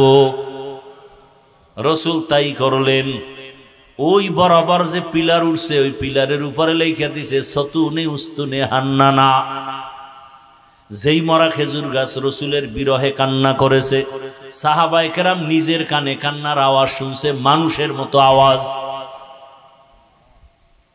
মানুষ হইতে পারি না রে বাবা, নিজে মাইয়ার হক আদায় করি না, বউয়ের হক আদায় করি না, কর্মচারী হইয়া মালিক হইয়া কর্মচারীর হক আদায় করি না, বক্তা হইয়া শ্রোতার হক আদায় করতে পারি না, ইমামতি করি মুসল্লির হক আদায় করি না, শিক্ষক হইছি কিন্তু আমি ছাত্রের হক আদায় করতে পারি না, আমি স্বামী হইয়া স্ত্রীর হক আদায় করি না, আমি সন্তান হইয়া মা বাবার হক আদায় করি না। প্রত্যেকের মধ্যে দুর্বলতা নাই? তাহলে আর একজনের সমালোচনা করার দুঃসাহস হয় কিভাবে? আপনি আর একজনকে খারাপ বলেন কিভাবে? আপনি সন্তানের হক আদায় করেন ঠিক মতো। দোকানদারি করিয়া রাত্রে আসছেন বাসায়, ফ্রেশ হইয়া 3 প্যাট খাইয়া বালিশে মাথা লাগে আবার মোবাইল। স্ত্রী কিছু বললেই ঝগড়া, এই বেশি কথা বললে বিয়া কিন্তু আর একটা করবো। হুজুরেরা কিন্তু টাটকা ফতুয়া দিতেছে, 4টা লও, হোমানে 4 বিয়ের বয়ান চলতেছে দেশে। দেরি করবা না, প্যাচ লাগাইলে কিন্তু সিরিয়াল ধইরেই ফেলামু। আমি বানায় বলতেছি এগুলো, এ নাই ঘরে ঘরেই ঝগড়া নাই। তাহলে আর একজনকে দোষ দেন, সাহসটা হয় কিভাবে? হ্যাঁ, তবে একটা নিয়ম, যে চোর সে মনে করে সবাই চোর, একটা নিয়ম আছে। যে চাঁদাবাজ সে মনে করে সবাই চাঁদাবাজ, যে ধোঁকাবাজ সে মনে করে সবাই ধোঁকাবাজ, যে মিথ্যাবাদী সে মনে করে সবাই মিথ্যা বলে। আল্লাহ হেদায়াত দান করেন। খুব রাগ আসতেছে আপনাদের অন্তরে, আল্লাহ সবার অন্তরকে নরম বানায় দেন। আচ্ছা, এই রাগ যদি আমার রসুলের মধ্যে আসতো, অথচ কেমন একজন আপনার আমার মায়ার নবী। বলতেছিলাম দুনিয়ার সকলের আদর্শ না পাক, রহমতের নবীর আদর্শই হলো পাক। কেন? আমার রসুল নিজে পাক। রসুল জিব্বা দিয়া হায়াতে কোনোদিন একটা গালি দেন নাই। রহমতের নবী কোনোদিন হাজারো গালি শুনছেন, গালির জবাব দেন নাই। নবীর হায়াতে কোনোদিন একটা মিথ্যা কথা বলেন নাই। রহমতের নবীর হায়াতে কোনোদিন কাউকে ধোঁকা দেন নাই। রহমতের নবী দুটো চোখ গরম করে কারো দিকে তাকান নাই। কারণ রহমতের নবী গরম চোখে যদি কারো দিকে তাকাই, সাথে সাথে তাকাইলেই তো সে পুড়িয়া যাবে, কারণ রসুলের নজরে সেই পাওয়ার লাগানো। বড় কঠিন কথা, রসুলের নজরে সেই পাওয়ার দেওয়া। পাওয়ার। মুসা নবী আল্লাহরে দেখতে গেছে তুর পাহাড়ে, ঘটনা জানেন না? সূরা তাহা, সূরা কাসাসে ঘটনা আছে। এদিকে বিবি সফুরা সোয়াইব আলাইহিস সালামের মেয়ে, তার বিবি গর্ভে বাচ্চা, শীত, মুসা নবী যাবে মিশরে, রাস্তার মাঝে ব্যথা শুরু হয়ে গেছে, আগুনের দরকার। মুসা নবী আগুন আনতে যায়, দেখে সামনে আগুন, খেজুর গাছের মতো একটা গাছে আগুন জ্বলে। আল্লাহর কুদরত, যত নবী আগায় আগুন তত পিছনে যায়। যাইতে যাইতে তুর পাহাড়, মুসা নবী যখন পাহাড়ে পা রাখলেন, হঠাৎ একটা গাইবি আওয়াজ, ইয়া মুসা ফাখলা'না আলাইক ইন্নাকা বিল ওয়াদিল মুকদ্দাসি তুয়া। এই মুসা, জুতা খোলো, এটা পবিত্র উপত্যকা তুর পর্বত। মুসা নবী কয়, দুনিয়ার কেউ যদি আওয়াজটা দেয়, হয়তো ডান দিক থেকে, না হয় বাম দিক, না হয় সামন দিক, না হয় পিছন দিক, কিন্তু জুতা খোলার আওয়াজটা আমি চতুর্মুখী পাইলাম, চারিদিক থেকে। আমি প্রশ্ন করলাম, মান আনতা, আপনি কে? গাইবি জবাব আসলো, আনা রব্বুক, আমি তোর রব। মুসা নবী কয়, এই সুযোগ তার ছাড়া যাবে না। এবার মুসা নবী জুতা খুইলা রবের সাথে কথা শুরু করছেন। করতে করতে কথা বাড়ে, ভালোবাসা বাড়ে, মোহব্বত বাড়ে। কয় পর্দার আড়ালে আর কত কথা হবে, এইবার দেখা দরকার। মুসা নবী কয়, রব্বি আরিনি, ও আল্লাহ আমার একটু দেখা দাও, আমি তোমারে দেখব। আল্লাহও কঠিন হয়ে গেলেন, লান তারানি, কখনো আমাকে দেখতে পারবা না।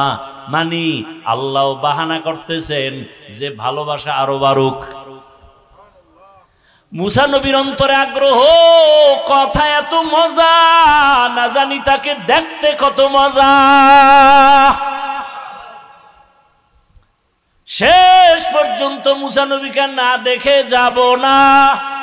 ওদিকে বিবি সফুরা গর্ভে বাচ্চা নিয়া কাতরাইতেছে, পেটে ব্যথা। আল্লাহ কয়, যখন দেখতে ইচ্ছে, একটা শর্ত আছে। কি? আগামীকাল সকালবেলা আসবা, তুর পাহাড়ে একটু নূরের তাজাল্লি ছাড়বো, যদি সইতে পারো তো আমারে দেখা কিছুটা সম্ভব হবে, না হয় তুমি তো পারবা না আমাকে দেখতে, কারণ আমাকে দেখার যেই পাওয়ার লাগে সেই পাওয়ার তোমার নজরে নাই। মুসা নবী কয়, ঠিক আছে। পরের দিন আসছেন, ফালাম্মা তাজাল্লা রব্বুহু লিল জাবাল, একটু তাজাল্লি যখন ছাড়লেন, তুর পাহাড় পুড়িয়া গেল। মুসা নবী বেহুশ, সজাগ হইয়া কয়, আল্লাহ। কয়, মুসা এবার দেখবানি? কয়, না না না না, কাম হয়ে গেছে আমার। এবার মুসা নবীর চোখের মধ্যে তো নূরের ঝলক লেগে গেছে, পাওয়ার বেড়ে গেছে।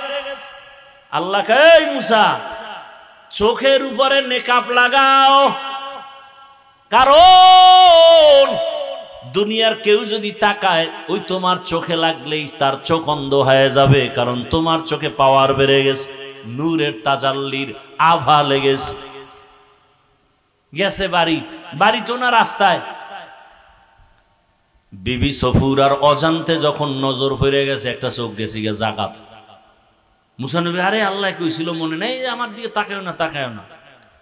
সাথে সাথে নেকাব লাগাই দিছে। বিবি কয়, স্বামীরে দেখবো না তো এই দুনিয়া থেকে লাভ কি? অন্ধ হয়ে গেলে যাবো। একটা গেছে এমনি, এবার আবার চাইছে ইচ্ছা করে, এই দুনো চোখ গেছি। মুসা নবীকে, আল্লাহ দয়া করে আপনি চোখ দুইটা আমার স্ত্রীর ফিরাইয়া পাওয়ার বাড়ায় দেন, অন্তত আমাকে যেন দেখতে পারে। ভাইরা আমার, এজন্য আল্লাহ ওয়ালা যারা, আল্লাহ ওয়ালা, আল্লাহর ওলি। আল্লাহর ওলি কারা?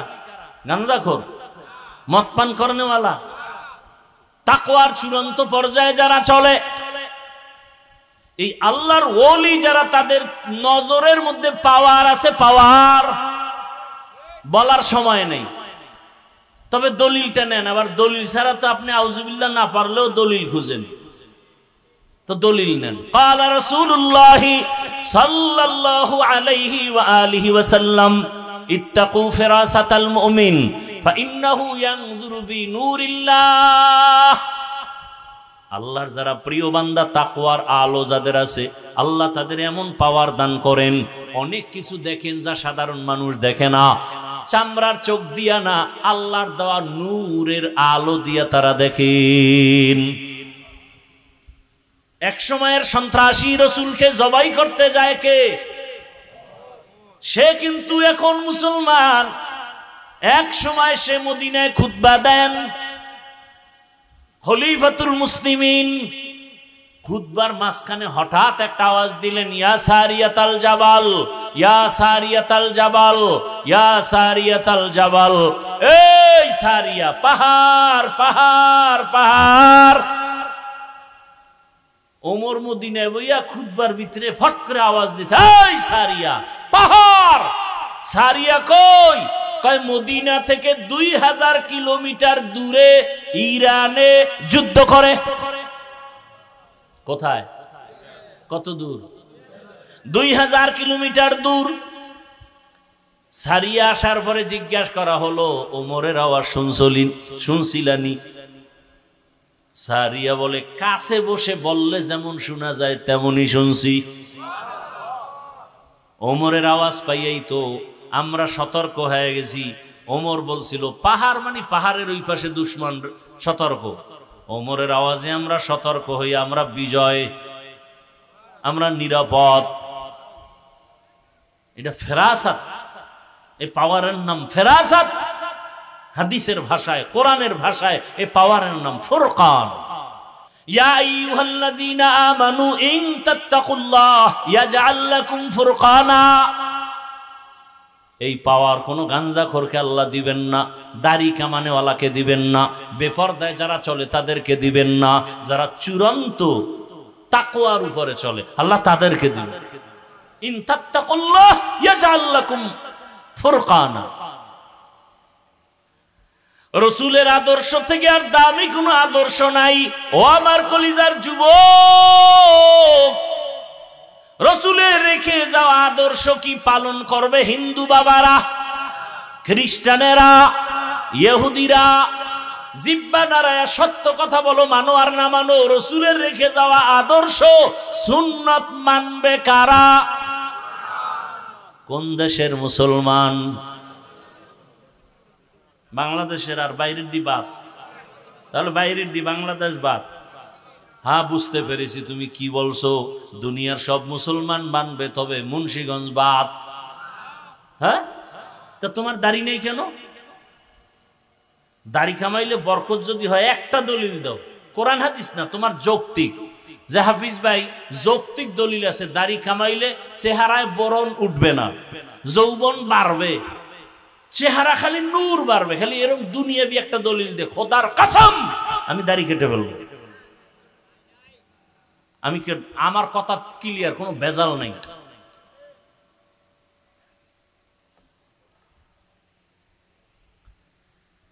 ভাইরা আমার, রহমতের নবীর আদর্শ পালন যদি মুসলমান হয়ে আমরা না করি, কে করবে? হুজুরেরা। জান্নাত হুজুরেরা পাবে, তোমার কপালে আছে কিনা সন্দেহ।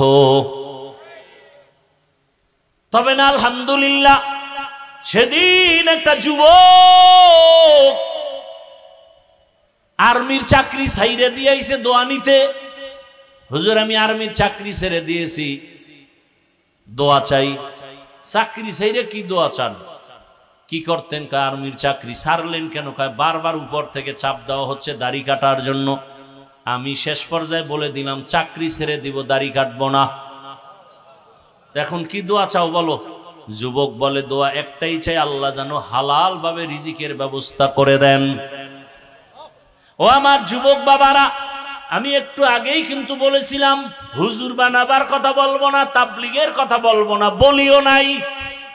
বরং আমি কি বলতে চাই, এই শেষ 2-4টা কথা শুনে যাও বাবা। আমি বলতে চাই, তুমি স্কুলে পড়ো, কলেজে পড়ো, চাকরি করো, ব্যবসা করো, ধন্যবাদ, কলিজা দিয়া দোয়া করে গেলাম।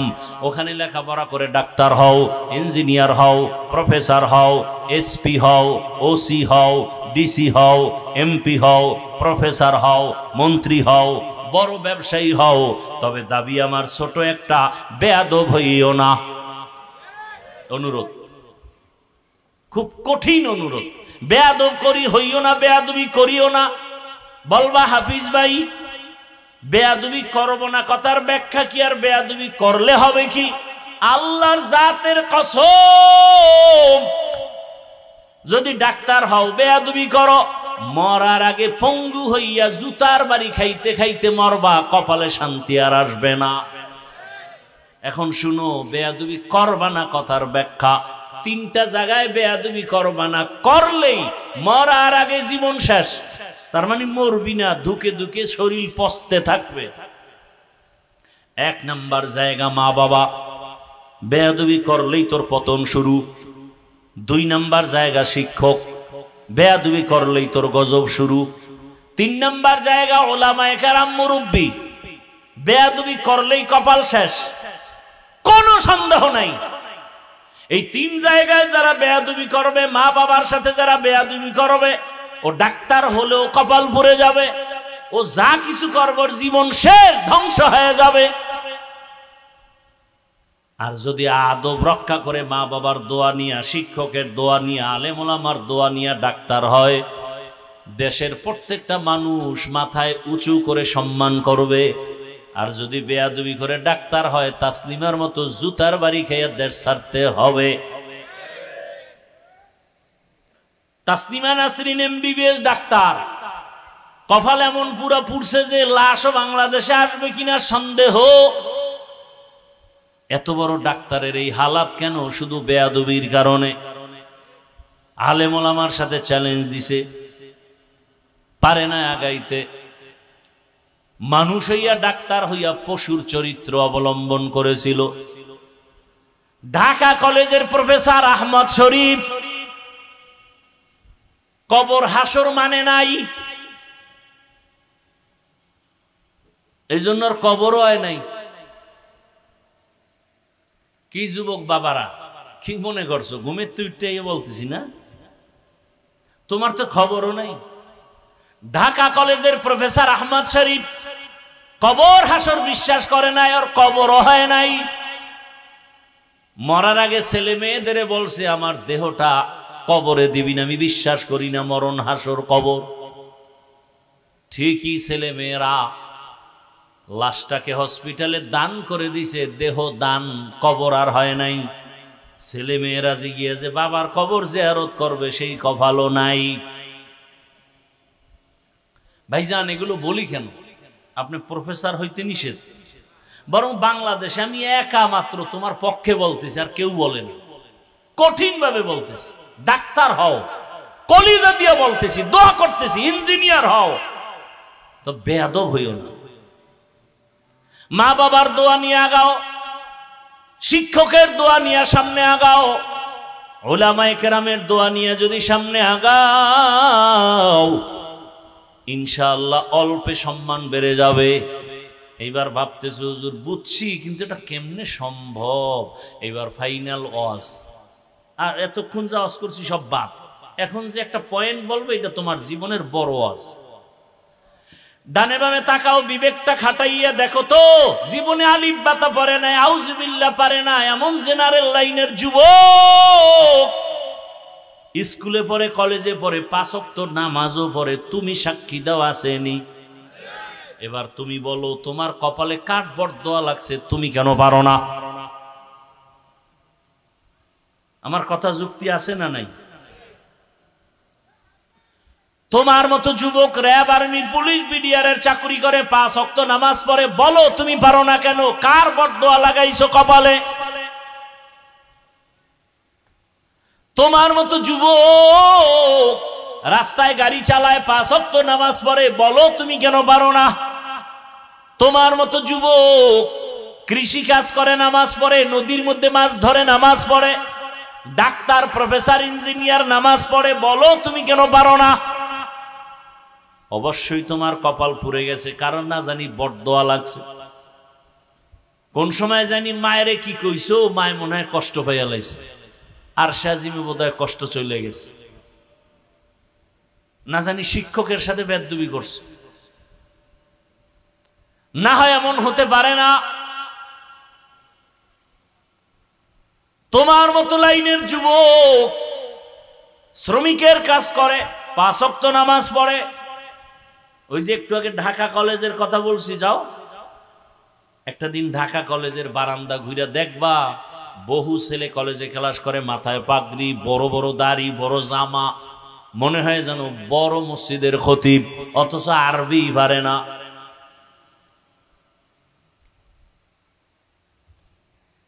ও যুবক বাবা,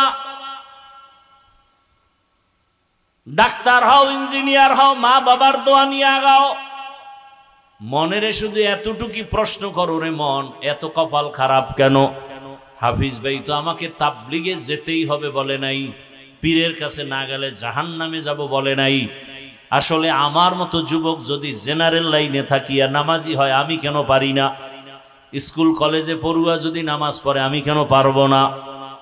ও পর্দার আড়ালের মা বোনেরা, মাইকের আওয়াজ শুনতেছেন, আপনার মতো কত মা কত বোন এই এলাকায় এখনো আছে, নামাজ ছাড়ে না, বেপরদায় চলে না, মোবাইলে সময় নষ্ট করে না। কত মা স্বামীর মাল খেয়ানত করে না। আম্মা জান, আপনি কেন পারেন না?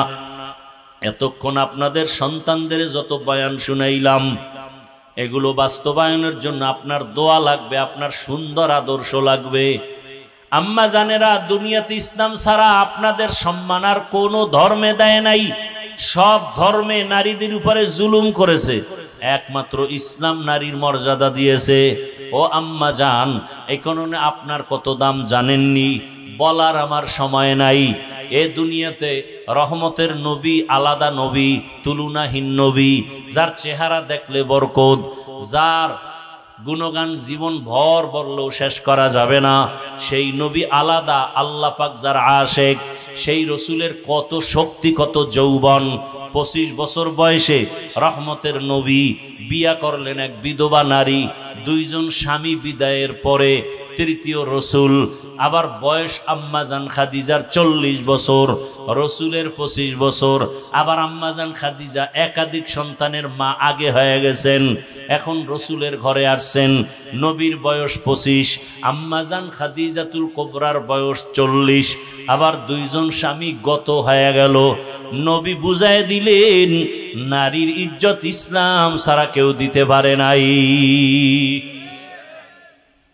আরবের চরিত্রহীন লম্পটেরা নারী পছন্দ করে না, কন্যা ঘরে আসলেই বাবা নিজে গলা টিপে মেরে ফেলে।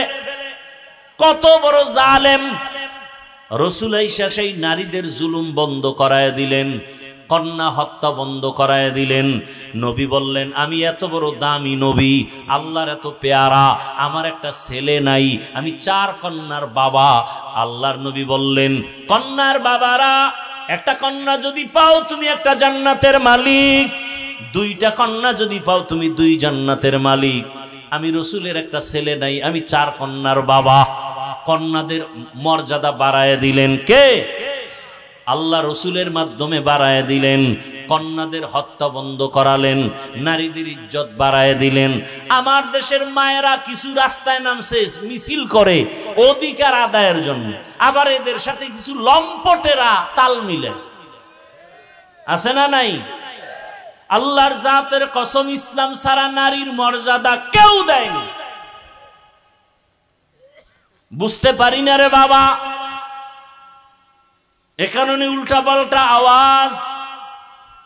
আরে আম্মা জান, আপনাদের মর্যাদা এত বাড়ছে কেন? আপনারা নবীদের মায়ের মতো মা। দুনিয়াতে সব নবীরা মায়ের গর্ভে আসছেন, আপনারা ওলিদের মায়ের মতো, সাহাবায়ে কেরামের মায়ের মতোই মা। আপনারা তো আলেমের মায়ের মতোই মা। আপনারা তো খাদিজার মতো দামি নারীর মতো নারী, আয়েশা রাদিয়াল্লাহু আনহার মতোই তো দামি নারীর মতো নারী, ফাতেমা রাদিয়াল্লাহু আনহার মতোই তো আপনারা নারী। ওরে জানেন না আপনারা, দুনিয়াতে এক বড় বেঈমানের নাম ফেরাউন, জানেননি? তার স্ত্রীর নাম কি? এত বড় বেঈমান ফেরাউন, তার ঘরের বিবি আসিয়া এত দামি। রহমতের নবী বলেন, কিয়ামতের ময়দানে আসিয়ার সাথে আমি মুহাম্মদের বিবাহ হবে। দেখছেননি? এরে আম্মা জানেরা, ফেরাউনের স্ত্রী এত বড় বেঈমানের ঘরে থাকি আল্লাহকে কেমন ভাবে আপন করে নিলেন। আপনার স্বামী তো ফেরাউনের মতো খারাপ না। আপনি যদি নামাজ আদায় করেন, আপনার স্বামী খুশি হবে, বাধা দিবে না। আপনি যদি পর্দায় থাকেন, আপনার স্বামী খুশি হবেন, বাধা দিবেন না। তাহলে আপনি কেন পারেন না? নিজে যদি আদর্শবান হইতেন আপনার ঘর বেহেশতের বাগান হতো, সন্তানগুলো আদর্শবান হতো, মানুষ দোয়া করত, আপনার সন্তানের দোয়ার কারণে আপনিও বড় দোয়া পাইতেন। এখনো সময় আছে, তওবা করেন, আর নামাজ ছাড়বেন না, বেপরদায় চলবেন না, মোবাইলে সময় নষ্ট করবেন না, আর কোনোদিন স্বামীর মাল খেয়ানত করবেন না। ও আমার যুবক বাবারা, আল্লাহর কাছে তওবা করেন, মরিয়া তো একদিন যেতেই হবে। আরে দুনিয়াতে বাহাদুরি আর কয়দিন? চোখের সামনে কত লাশ আর লাশ, পানির নিচে লাশ, গাড়ির নিচে লাশ, ঘুমের বিছানায় লাশ, অধিকাংশ যুবকের লাশ। কয়দিন আর বাঁচবারে যুবক বাবা? আগামীকাল এই টাইমে খবর যদি হয় তুমি মরিয়া গেছো, তোমার মা কান্না করবে, আমারে কে মা বলে ডাকবে? ওরে তোমার বাবায় দৌড়ায় যাবে, ইমাম সাহেব তাড়াতাড়ি আসেন, জানাজা পড়াতে হবে। আবার কাউকে পাঠাবে, দোকানে যাও কাফন কেনার জন্য, কেউ যাবে কবর খননের জন্য, কেউ যাবে তোমার গরম পানি গোসলের জন্য। ও আমার যুবক বাবা, এই দুনিয়া কিছুই না। তোমার আপন বন্ধুটা মোবাইলের নাম্বারটা ডিলিট করে ফেলবে। বন্ধু নাই, নাম্বার মোবাইলে রেখে লাভ নাই। অতএব তুমি একা একা বাঁশবাগানে পড়ে থাকবা। আজকে ডানে বামে বন্ধু বান্ধবের অভাব নাই, অন্ধকার কবরে একা, ওই কবরে আল্লাহকে নিয়ে যাও, মনে মনে আল্লাহকে ডাকো আর বলো, হে আল্লাহ, জীবনে তো গুনাহ কম করি নাই, মনে চাইছে দাড়ি রাখবো না রাখি নাই, নামাজ পড়বো না পড়ি নাই, বেপরদায় চলবো চলছি, মোবাইলে সারা রাত গুনাহ করবো করেছি, পার্কে পার্কে যাব গিয়েছি। ও আল্লাহ, মনের মতো ইচ্ছা রকম গুনাহ করেছি, আজকে থেকে তওবা করে ফেলতেছি, আর গুনাহ করব না, আর নামাজ ছাড়বো না, দাড়ি কাটবো না, বেপরদায় চলবো না। মা বাবার দোয়া নিয়া, শিক্ষকের দোয়া নিয়া, ওলামায়ে কেরামের পরামর্শ নিয়া নবীজির আদর্শ মেনে চলবো। তওবা করার মতো যদি অন্তর তৈরি হয়, মুনাফিকি যদি না থাকে, খাঁটি তওবার নিয়ত থাকলে দুটো হাত আল্লাহকে দেখাইয়া দাও। আয় আল্লাহ, হাতগুলো কবুল করে নেন, তওবা কবুল করে নেন, তওবার উপরে মজবুত হইয়া চলার তৌফিক দান করেন, আমিন। আলহামদুলিল্লাহি রাব্বিল আলামিন, ওয়াসসালাতু ওয়াসসালামু আলা সাইয়্যিদিল আমবিয়া ওয়াল মুরসালিন ওয়া আলা আলিহি ওয়া আসহাবিহি আজমাইন। ইয়া আরহামার রাহিমিন, ইয়া আরহামার রাহিমিন, ইয়া আরহামার রাহিমিন। রব্বিরহামহুমা কামা রব্বায়ানি সগীরা। আল্লাহুম্মা ইন্নাকা আফুউন কারীম তুহিব্বুল আফওয়া ফা'ফু আন্না। আল্লাহুম্মা ইন্না নাসআলুকা রিযাকা ওয়াল জান্নাহ ওয়া নাউযু বিকা মিন সাখাতিকা ওয়ান নার। আল্লাহুম্মা